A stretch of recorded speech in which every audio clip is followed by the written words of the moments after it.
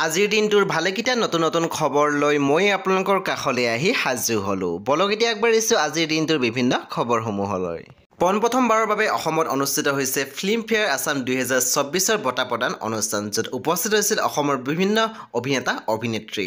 আপোনালোকে বৰ্তমান স্ক্ৰীণত দেখিবলৈ পাইছে অভিনেত্ৰী আইমী বৰুৱা গৈ উপস্থিত হৈছিল সেই বঁটা প্ৰদান অনুষ্ঠানত। বাৰু অভিনেত্ৰীগৰাকীৰ এই লুকছটো কেনেকুৱা লাগিছে আমাক জনাবলৈ নাপাহৰিব। সেই বঁটা প্ৰদান অনুষ্ঠানত অভিনেত্ৰী আইমী বৰুৱাই লাভ কৰিবলৈ সক্ষম হৈছে ৰঙা টাপু 1982 ছবিখনৰ বাবে বেষ্ট এক্টৰৰ এটি বঁটা, আৰু সেই বঁটা গ্ৰহণ কৰিছে অভিনেত্ৰী আইমী বৰুৱা। আপোনালোকে বৰ্তমান স্ক্ৰীণত দেখিবলৈ পাইছে। এতিয়া আগবাঢ়িছোঁ আন এটি খবৰলৈ। বৰ্তমান স্ক্ৰীণত দেখিবলৈ পাইছে বেহাৰ বয়ত পষ্টৰ অভিনেতা অভিনেত্ৰীসকলক। সীমা বৰুৱা, ৰিচা চেত্ৰী, বিউটি বাইলংকে ধৰি বহুকেইগৰাকী অভিনেতা অভিনেত্ৰীক আপোনালোকে দেখিবলৈ পাইছে একেলগে, আৰু তেওঁলোকে গৈ উপস্থিত হৈছিল ফিল্মফেয়াৰ এৱাৰ্ড আছামিজ 2024 সেই বঁটা প্ৰদান অনুষ্ঠানত। তেওঁলোক তাত উপস্থিত থকা কিছু দৃশ্য আমি আপোনালোকৰ সৈতে শ্বেয়াৰ কৰিছোঁ। বাৰু তেওঁলোকৰ লুকছসমূহ আপোনালোকৰ কেনেকুৱা লাগিছে আমাৰ কমেণ্ট ছেকশ্যন লিখিবলৈ নাপাহৰিব। এতিয়া আগবাঢ়িছোঁ আন এটি খবৰলৈ।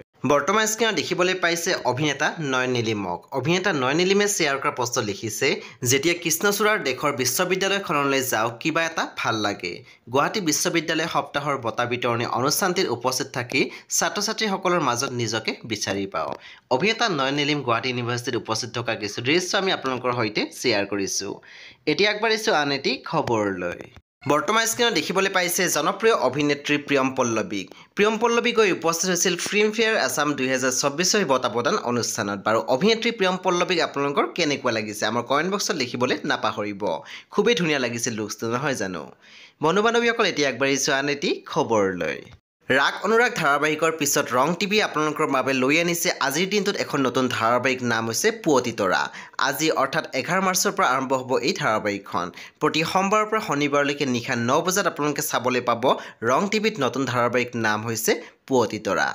এতিয়া আগবাঢ়িছোঁ আন এটি খবৰলৈ। অভিনেতা নয়ন নিৰ্বাণ বৰুৱাই শ্বেয়াৰ কৰা এটি কমেডি ভিডিঅ' আমি আপোনালোকৰ সৈতে শ্বেয়াৰ কৰিছোঁ।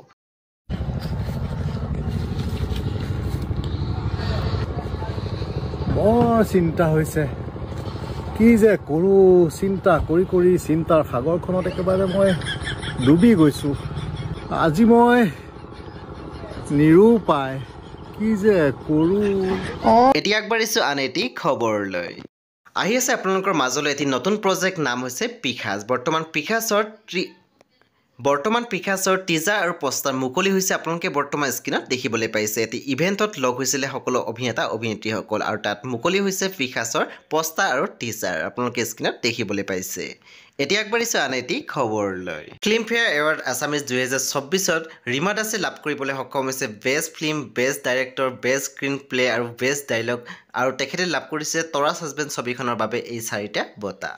এতিয়া আগবাঢ়িছোঁ আন এটি খবৰলৈ। বৰ্তমান স্ক্ৰীণত দেখিবলৈ পাইছে অভিনেতা যতীন বৰা আৰু নৱনীতা বৰাক। তেওঁলোক গৈ উপস্থিত হৈছিল ফিল্মফেয়াৰ আছাম 2024 সেই বঁটা প্ৰদান অনুষ্ঠানত, য'ত উপস্থিত আছিল অসমৰ বহুতো অভিনেতা অভিনেত্ৰীসকল, আৰু তাত আমি দেখিবলৈ পাইছোঁ নৱনীতা আৰু যতীন বৰা তাত গৈ উপস্থিত হৈছিল।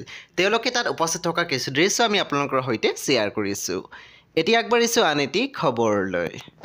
সিদ্ধাৰ্থ গোস্বামী আৰু কিংকিনী ভট্টাচাৰ্য গৈ উপস্থিত হৈছিল ফিল্মফেয়াৰ এৱাৰ্ডছ আছামিজ 2024 সেই অনুষ্ঠানত। তেওঁলোক দুয়োগৰাকী তাত উপস্থিত থকা কিছু দৃশ্য আমি আপোনালোকৰ সৈতে শ্বেয়াৰ কৰিছোঁ। বাৰু কিংকিনী ভট্টাচাৰ্য আৰু সিদ্ধাৰ্থ গোস্বামী আপোনালোকৰ কেনেকুৱা লাগিছে আমাক জনাবলৈ নাপাহৰিব। এতিয়া আগবাঢ়িছোঁ আন এটি খবৰলৈ।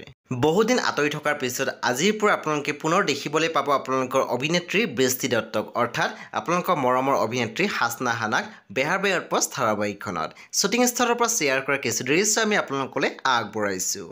এতিয়া আগবাঢ়িছোঁ আন এটি খবৰলৈ।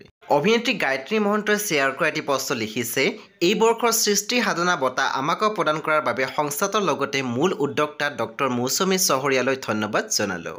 অভিনেত্ৰী গায়ত্ৰী মহন্তই গ্ৰহণ কৰা সেই বঁটাৰ কিছু দৃশ্য আমি আপোনালোকলৈ আগবঢ়ালোঁ।